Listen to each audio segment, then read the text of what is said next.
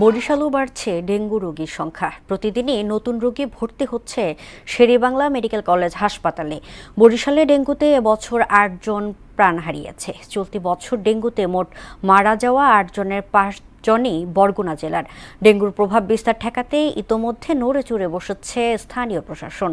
শেখ শামীমের প্রতিবেদন জানাচ্ছেন সিফাত রহমান জেসি।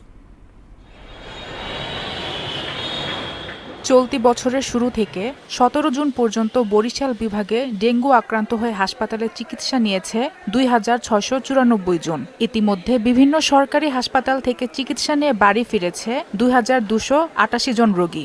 বর্তমানে সরকারি হাসপাতালগুলোতে চিকিৎসাধীন রয়েছে ৩৮৮ জন।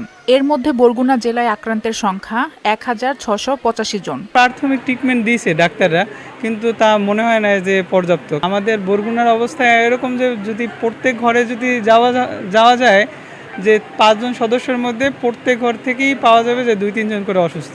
বরিশাল বিভাগের সব জেলা থেকেই ডেঙ্গু আক্রান্ত রোগী আসছে শেরেবাংলা মেডিকেল কলেজ হাসপাতালে। শেরেবাংলা মেডিকেল কলেজ হাসপাতাল সব রোগী আসে, ডেঙ্গু শনাক্ত রোগী। আমাদের সাধ্যমতো আমরা চিকিৎসা সেবা দেওয়ার চেষ্টা করি।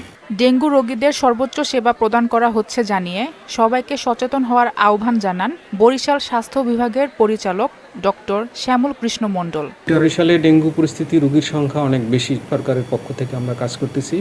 তো পরিস্থিতি যতই খারাপ হোক না কেন, সেটা কন্ট্রোল করার মতো স্বাস্থ্য বিভাগ কাজ করে যাচ্ছে। ডেঙ্গু সহ করোনা পরিস্থিতি মোকাবেলায় সবাইকে সচেতন হওয়ার পরামর্শ ডাক্তারদের। সিফাত রহমান জেসি, মোহনা সংবাদ।